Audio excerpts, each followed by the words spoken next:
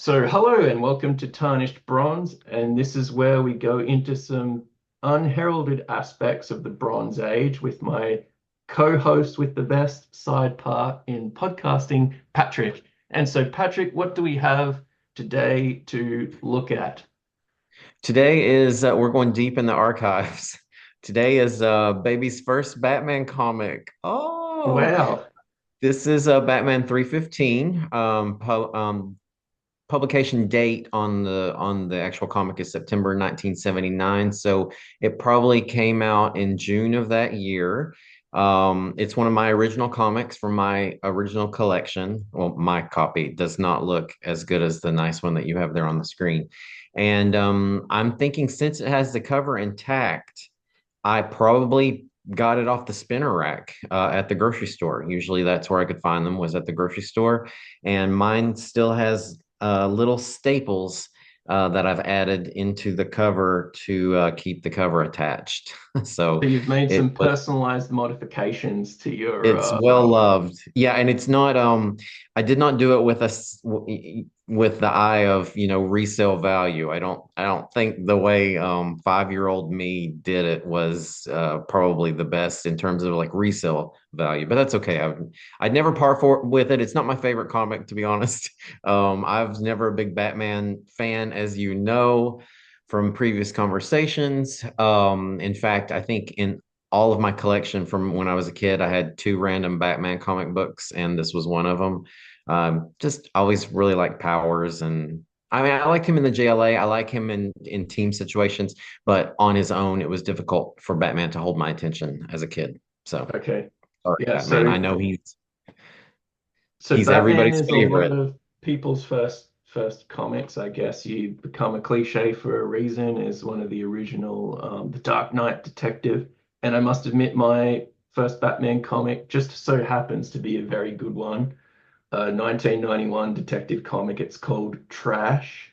It is about the mob running the garbage disposal in Gotham City, but it's also an environmentalist parable.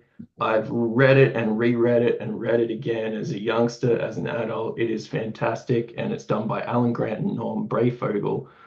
And I think I was aware of the Batman as a thing before I got that comic in 1991 from the reruns of the Adam West and um, Burt Ward sort of TV show. Have you ever seen that? Um, yeah, no, I don't like camp, Okay, which well, is maybe a departure. I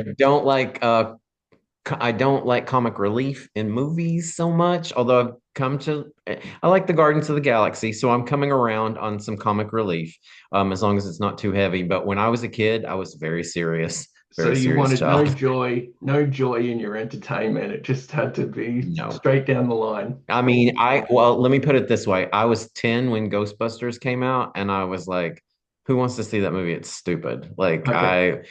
Yeah, that's the kind of kid I was.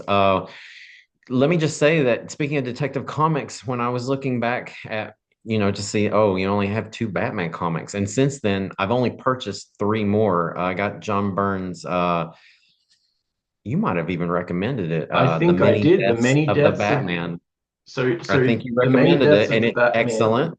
would be a Yeah. definite tarnished bronze future spoiler that we'll probably Oh, get into yeah. that at some point. It's got everything that you would ever want. Jim Aparo, John Byrne. I think Byrne does the covers, but Aparo does the interior. It's just a cool story. Do you know that I don't have a single detective comic from when I was a kid? That I don't know. I wasn't a Batman fan. Just Sorry. talk about joyless. So nonetheless, here we do have Len Wein and Irv Novick doing the Yeah. duties here. This is a Dick Giordano cover, and so Patrick, you and I have a lot of history with Len Wein. He's written a ton of comics. He's written a load of Batman. Some of my Batman comics probably were my first exposure to Len Wein.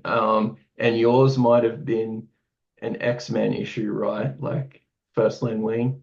I was going to say it's interesting that we were preparing also for Giant Size X-Men, and of course, Len Wein was the author of that. So Okay. co-creator of the new X-Men. Fantastic. That's, I mean, So that's big, yeah, right? so Tarnished Bronze You is should just be on the set for Len life. Wein. I know comic creators, unfortunately, it's not the case, but if you're co-creator of the new X-Men, you should be set for life. Sorry. I hope he is. I know he It's writes a lot of GI unfortunate. Joe, so I hope he is doing well. And he's brought you and I probably a lot of joy directly and indirectly, Patrick. So Definitely. yeah, Len Wein, fantastic guy. And Irv Novick, were you aware of like when I was a child, I was aware of art styles, but I couldn't name the artist necessarily. I knew what I liked. Was this something that you liked? Did you gravitate to Irv Novick's work, or was this just more random kid looking at whatever looks cool? I think probably I was very cover oriented, which is so embarrassing to say now, especially I think I've said this before. The bane of my existence was getting a comic because the cover looked great and then the cover having nothing to do with the insides of the comic. So, and that's not the case in this instance. And yeah, looking at the cover, my guess would be that maybe that was why, I was five. But you see the yellow, you've got a big red circle. I mean, these are very simplistic things. They're flying through the sky. We've got something that looks a little bit like Big Ben, but it's not. This is definitely Gotham City. But yeah, I'm thinking that maybe that was why that I would have picked it. His style of art, though, is sort of that clean, um, late 70s, early 80s style that I did like when I was a kid. So anything that was sort of more experimental, I just wasn't prepared for. I like more of a cartoony look. Actually, his is pretty realistic but it's still it's nice to look at. So Yeah, Irv Novick for me is like a classic blend of the rendered Bronze Age style that Perez and Byrne would bring, as well as that sort of joyful, playful Silver Age style that all of those, Legion of Superheroes artists kind of grew up on. So it's kind of like a fun mix for me. And I will say that I maybe can see Irv that. Novick is in my top five um, Batman artists. I think my number one pick would actually be an off-piste, not Neil Adams. It would be Don Newton, as the number one pick. But I think Giordano and Irv Novick would be in my top five. I kind of like this. It's like a throwback style, but with all the Bronze Age kind of. We're going to shake the camera up a little bit. We're going to do some interesting stuff. And these issues, Patrick, they're only 17 pages. Now, was this when there was backup stories in all of the DC books, or were they just like trying to shake down little kids for their 25 cents and only give them 17 pages? Like you have the issue there, I have it in reprint. So that's why I asked. It is 40 cents What a time to be in alive. 1970 in 1979, 40 cents. That's a lot of money though when you haven't even started kindergarten. And oh yeah, interesting. I think I don't know that this is how I figured it out, but it says the next issue is on sale July 5th. So I was right. This was on the shelves on in June of that year. And there is no backup. No, Oh, this is a very simple 17-page comic, including ads. And then after page 17, page 18 is the bat signals, where they've published a few letters. okay. No, I do like the letters column, and here's a shout out to the Savage Dragon who still has a letters column. Ooh. Hang on. Well, actually, I take that back. I just realized there are no ads in this comic. And I'm wondering, is it possible that I removed the ads when I was a kid? So, anyone who's in financial tech, or if you're a tech bro, give a private email or a private message to the channel, and you can get your hands on this personally modified issue of Batman 315, one of a kind. All of the advertisements, which let's be frank, some of them are absolutely crazy in this era of comics, have been removed Stalin style by Patrick. He's just censoring things left, right, and center.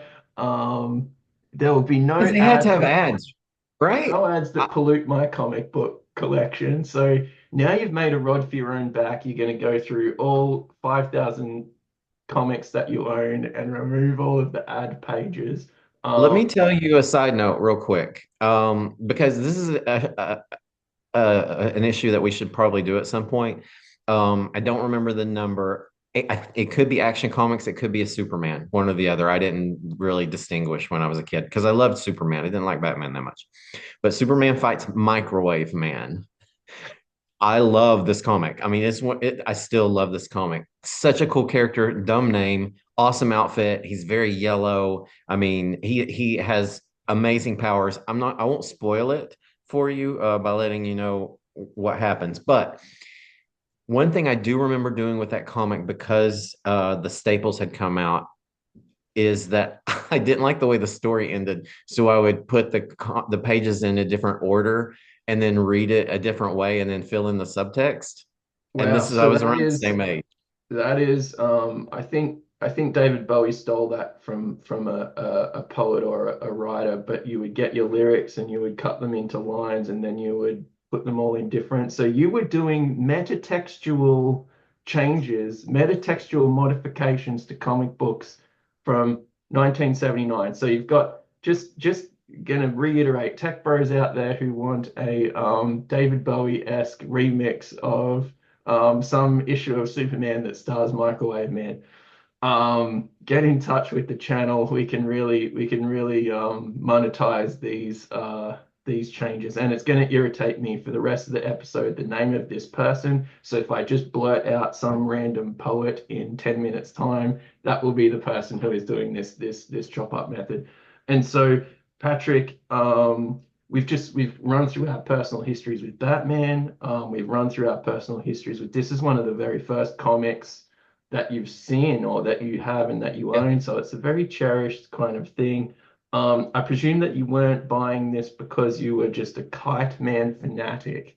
Um, No, I always wanted to play with kites when I was a kid, but I don't, we never, they used to give them away with cat food. People of a certain age might remember, I think Meow Mix, because we had a cat at home. And if you sent in the UPCs, you could get this crappy kite. So I remember I got a few like that. It was either never windy enough or too windy for a kite. So yeah, I honestly, I think I like the color yellow. I think it was that simple.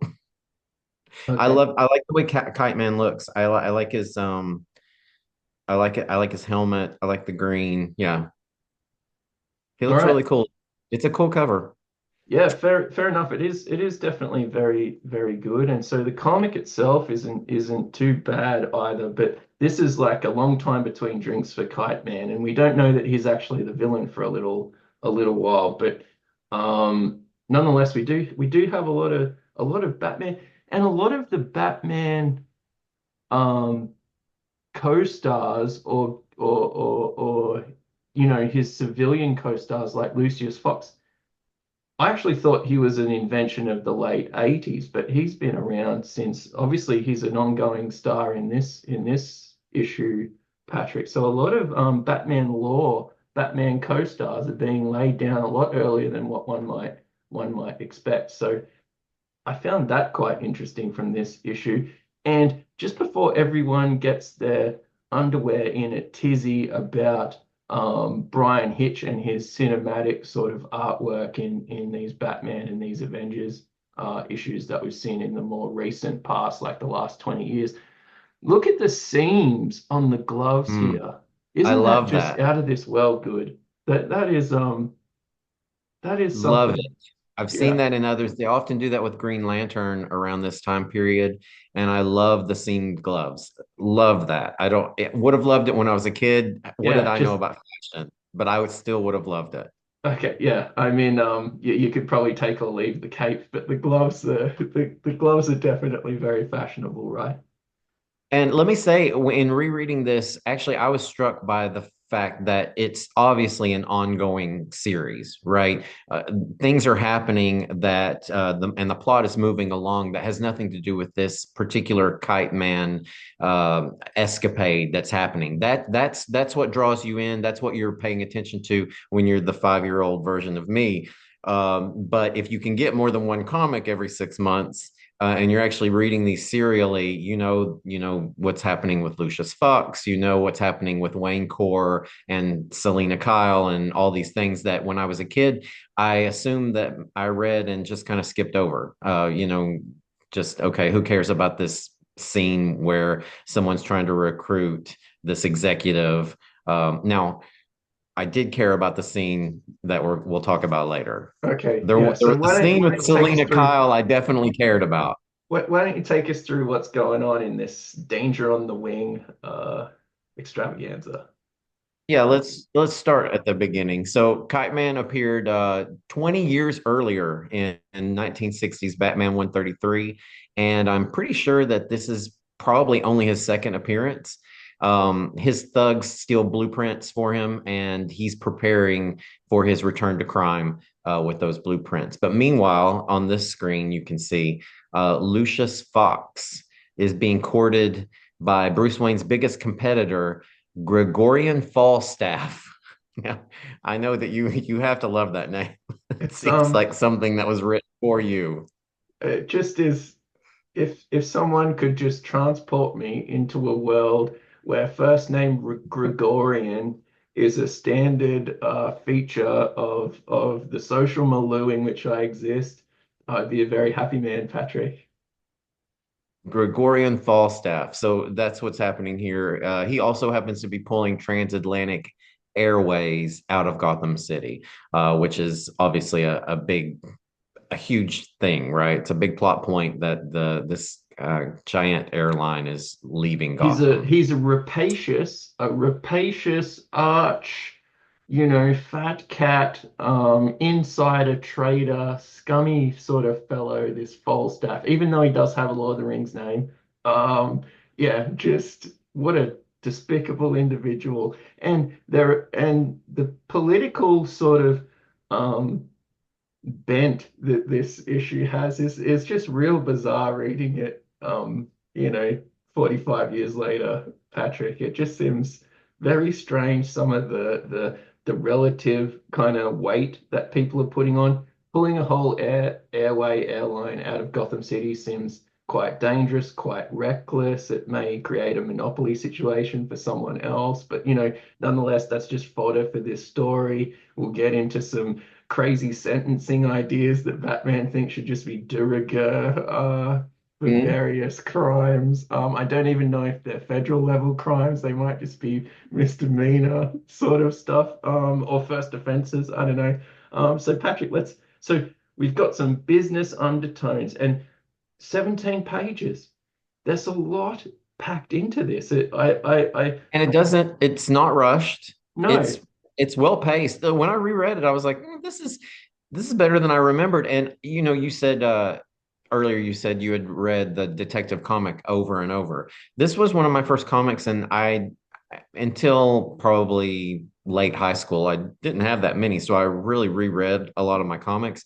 This wasn't one that I really reread that often, to be honest. It definitely wasn't my favorite. It was my first. This is my first Batman. yeah, yeah. I have no idea what my first comic was. It's difficult. It's one of these ones that's been doctored with extra staples, Okay. but they're all sort of from the same time period, so it's hard to discertain that.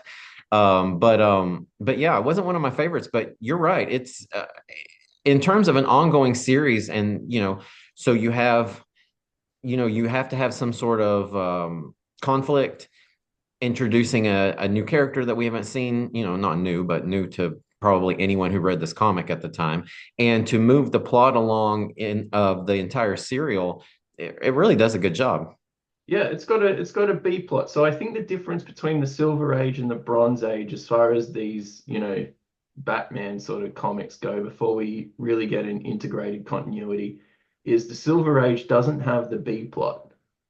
Mm, Or sure. at least if it has a B plot, it is resolved in that issue.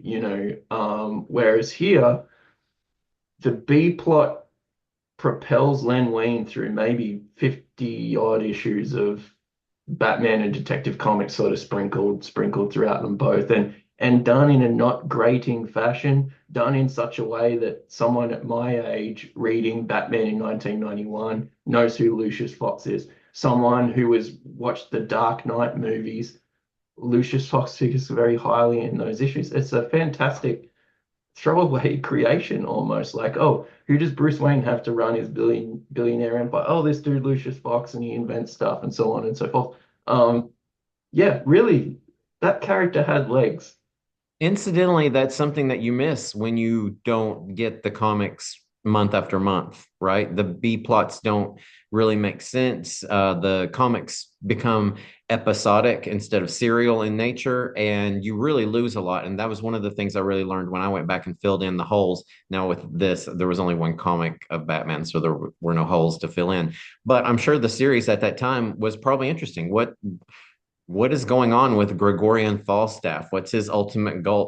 There were questions I had when I was done, not enough to go, buy the issues, but when I went back and filled in holes that I had in series that I actually, liked and sort of tried to follow when I was a kid, I realized how much better the writing was and how much better the stories flowed when you knew what all the references were to, because you knew what the overall plot was, what the B plots, where they were going, where they started, et cetera, et cetera. And you really miss a lot of that. So I think that's the challenge of comics, especially at that time, when there weren't comic book stores and you couldn't buy anything online that you wanted, is that they have to find a way to appeal to someone who, as you always say, if this is your first comic that you're picking up, are you going to stick with it? Is it something that's going to interest you?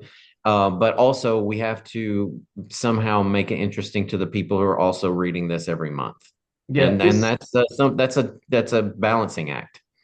this does that illusion of change quite well. And so we have Lucius Fox doing his amazing jujitsu skills, might I add. Like, just he does it all. He invents stuff. He's an accountant. He runs a multi-billion-dollar enterprise, and he can throw down with any thug on the street that you care to put in your path. So, um, Now, is hell of a this guy. actually, and I'm sorry that I can't remember this, is this actually Gregorian or is this just one of his men? No, this is Gregorian is a sort of rotund fellow, I think, who we'll Oh, meet okay, later in okay. the story. This is just I forgot. his business offsider, who's also real good at violent combat for reasons that I kind of escape have a me. feein that this blonde guy's going to show up as a villain at some point. Don't you? Maybe? Is foreshadowing the key to good writing, Patrick? I just looking at him, I mean, he's kind of got the look, right? He's blonde. He's got this yellow suit, which is, very bright. So I'm like, I mean, he could be Kite Man for all I know. Yeah, Obviously, I forgot who Gregorian Falstaff was. I did read this, but I couldn't remember.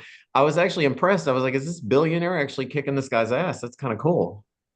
Oh, but wait, Batman does that all the time, right? yeah. So, So yeah, um, he beats up the poverty-stricken Malou that he deigns to associate with. So yeah, it's all happening. And so there's also this isn't the only B plot, this business thing, right? There's also a whole wing of bat lore devoted to I think they're called shippers when you do the fan fiction, right? So this is like the oh Catwoman yeah. Batman or Cat or Selena Kyle Bruce Wayne or what might be worse, Bruce Wayne, Catwoman, or Selena Kyle, Batman relationship quadrangle, because you don't know who actually likes each other, right? And the difference between the Marvel comics and the DC comics is mostly the character is the character first and the human second. Although with Bruce Wayne and Selena Kyle, this is one of the rare instances where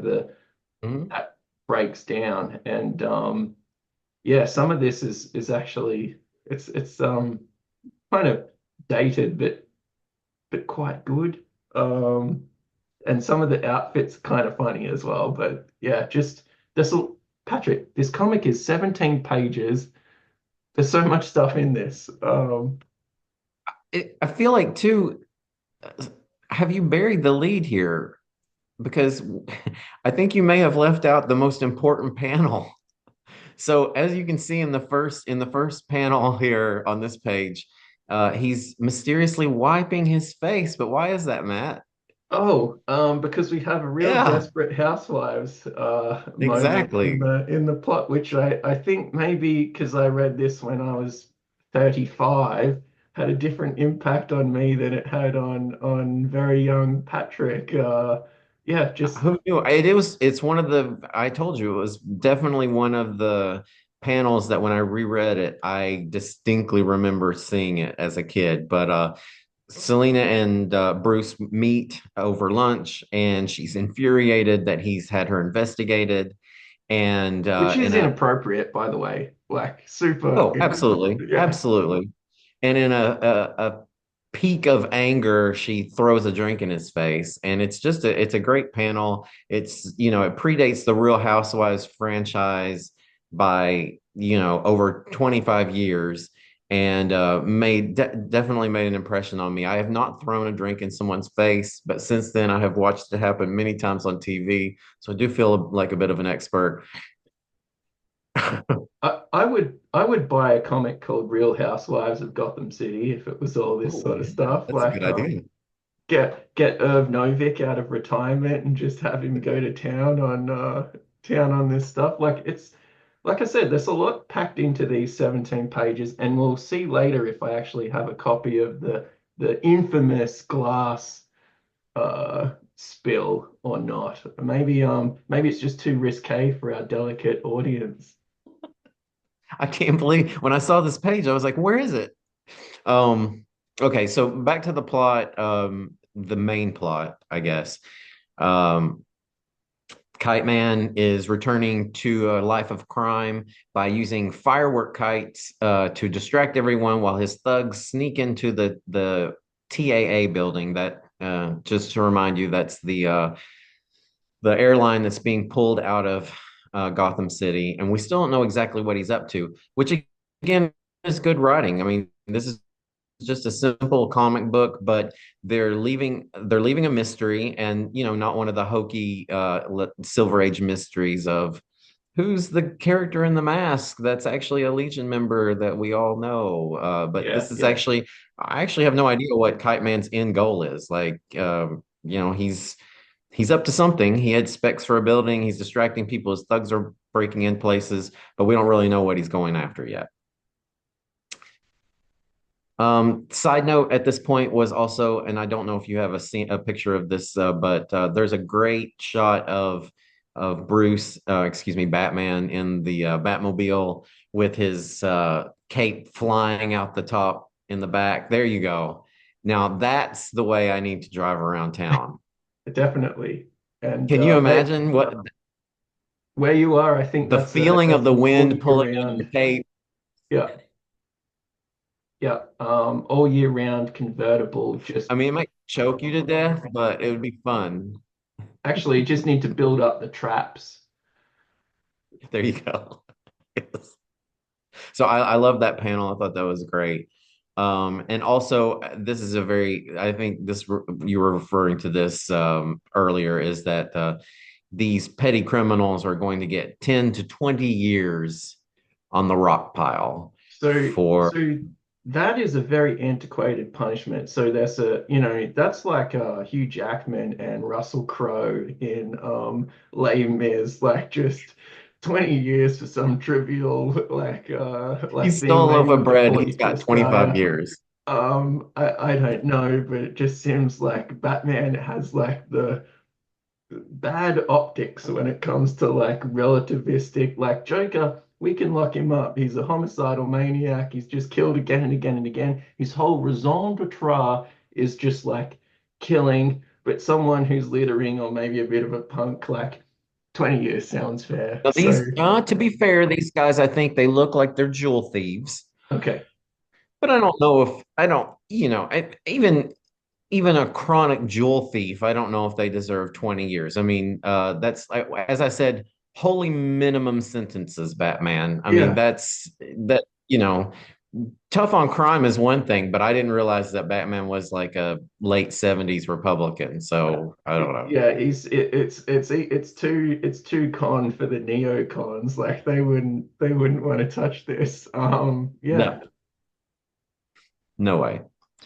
So this is just a little side adventure that Batman's having where he's throwing jewel thieves in the clink for 20 years.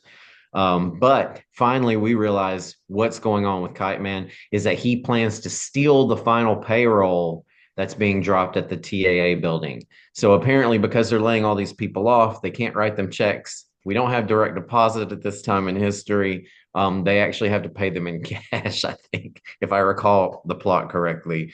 And right when they drop the final payroll, Kite Man and his thugs strike.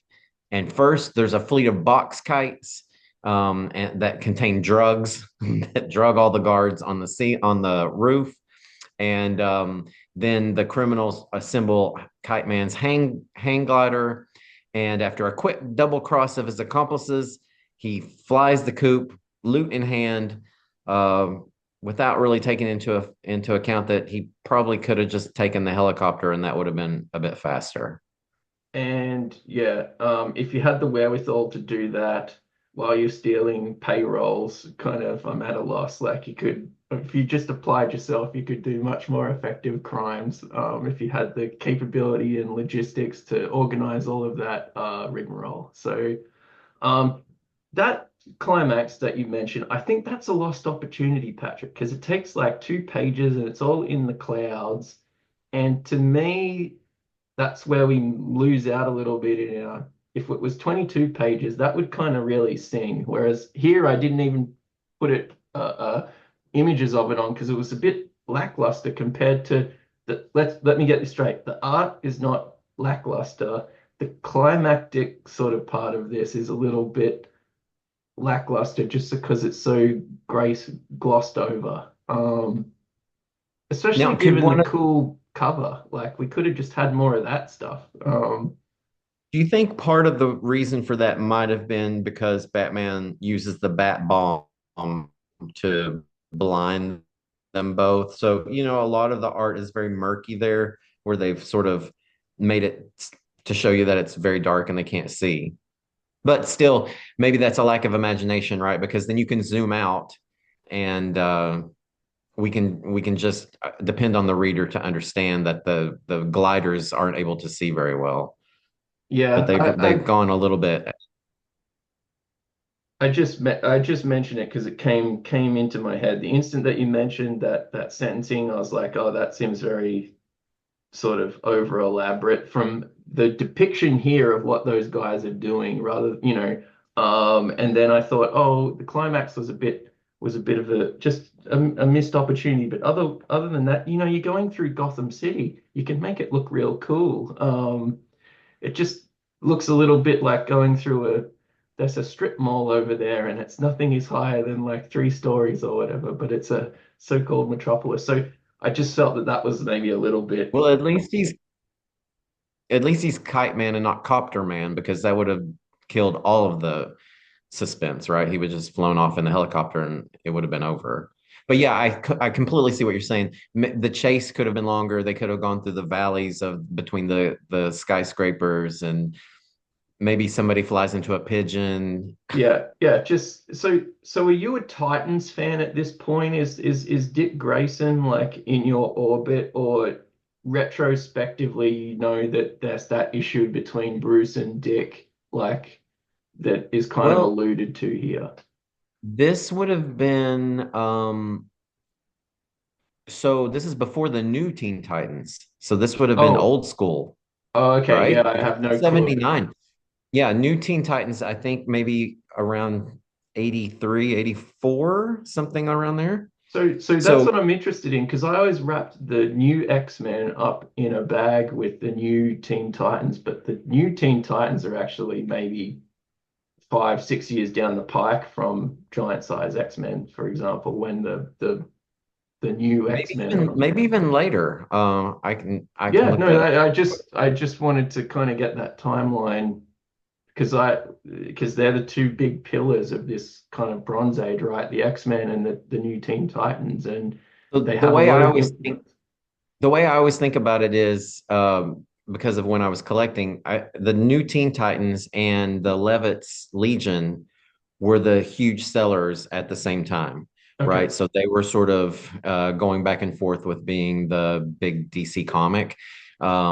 And they were also, I think, Titans as well were reprinted in the Baxter edition print, so the yeah. nicer paper, etc. That was all happening around the same time. So that's why I think maybe it was around 83, 84. But Okay, so as so Matt always says, Robin. correct me in the comments. Yeah. If there's any confusion, please alert us in the comments because I know that the new Teen Titans has Robin for the longest time before he is Nightwing. So I'm aware that he is not Nightwing yet, but nonetheless he's out of the sort of Batcave style stuff. So we don't see Robin in this. And I just thought I'd highlight a few things. We've already gone on this first splash page, which I think could be a cover, and the just some of the details. And we know that Irv can draw a metropolis looking thing, which is another reason why I'm just sort of disappointed in that the final couple of pages.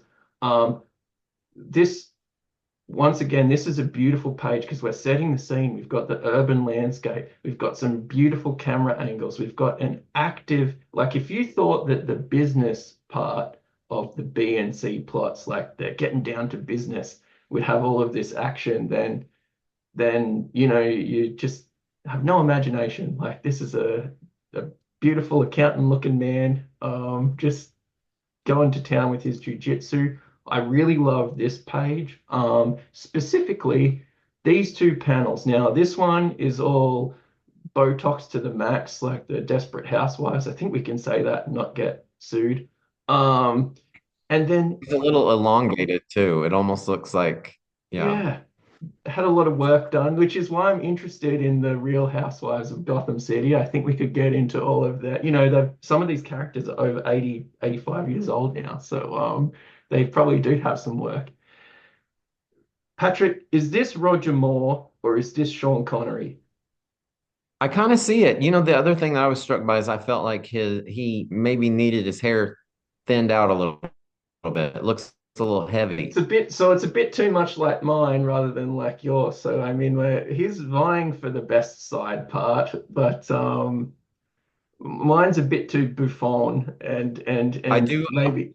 maybe Bruce Wayne's is a bit too Buffon. So we don't have the 70s love God, hairy chest, Neil Adams sort of semi curly hair, right? We have this nicer, neater hair. But I just think that that is like Roger Moore to a T, with the the the pose and the eyebrows especially really selling that. And I think that it is something that is lost on a lot of comic artists, like the facial expressions, um, especially in Batman comics. Um, he's not always the dark. You can't be a Dark Knight Avenger at 11 a.m. You have to be Bruce Wayne, sex god. I think that's what we've come down to. Another panel that I really love, and I know that originally Robin was meant to be like a child's gateway into the Batman world. Now, doesn't this look like a great Robin's eye view? So if you were Robin and you were on this caper with Batman, I think this is the view that you would be seeing of Batman.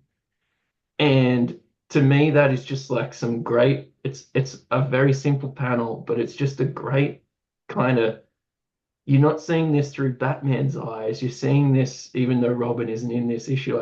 That immediately came to my mind as like, oh, Robin is the gateway for children to get into Batman.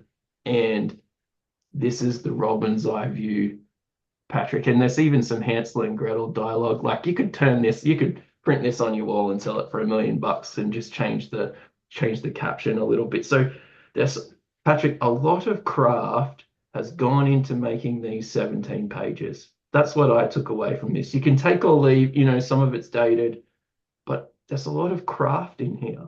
Um, it's not a bad comic by One thing I like 2024 standards. The one thing I really liked, you had shown the first page where he's looming over Gotham, and you think that that's sort of just a metaphorical splash page that, that artists take creative license and they're just, why is Batman looming over Gotham? Batman's actually looking at a miniature of Gotham City and when they pull back in the next page, you see that. And honestly, I'd completely forgotten that. So when I sat down to read this, I thought, oh, danger on the wing and Batman's looming, and look at his evil face, and why is he glowering over Gotham City like that? And in the next panel or next page to find out that he's at a museum and looking at a replica of Gotham City. I thought that was kind of genius actually. Yeah, Also, one yeah, note on the Robin thing. I think the other thing Robin does really well for a writer is he allows Batman to explain things to the reader without it becoming too sort of heavy-handed. So, some things, especially if you're being a detective, in a comic book, sometimes things need to be explained a little bit because yeah. you might So not be able to pick up on Sherlock everything. and Watson. Watson is a useful idiot because then Sherlock can show off. Whereas if Yes. Sherlock was showing off in his internal monologue, not quite as good. And if Sherlock is showing off vocalizing this by himself, that is like a pathway to madness. So yeah, I didn't pick up on that quite as much as you very eruditely explained. Like you need to be able to have the banter, otherwise it's just old man yelling at clouds, right? Um, so yeah, that's kind of another thing. So Patrick, we know you kept reading comics. You said that you've only got maybe one or two Batman issues off the shelf since then, and then maybe delved into some stuff that was suggested or just as happenstance has Batman in it, like JLA. And it's where you don't dislike him necessarily, but you're not subscribing to all of his adventures left, right, and center. So we kind of know, well, you kept reading comics, obviously, but maybe not Batman, even though in hindsight, it's actually pretty much more influential maybe on you than what you thought. Yeah, I could see that. Also, I love the design. Uh, Yeah, as a character, he's just great. The colors, the pointy ear horns. I mean, even without the seams on the gloves, you made the crack about the cape. I love the cape. I love it streaming out of the. I love it hanging when he's climbing the building. I love it streaming out of the back of the Batmobile. I love a cape. I mean, I think it's great. yeah. I I mean, always it's love the no, design of the utility belt. I really yeah. like Batman when he's in, like I said, when he's in groups. On his own, he doesn't have any blasts. He doesn't have any. I love the representation of powers in comic books. I always have.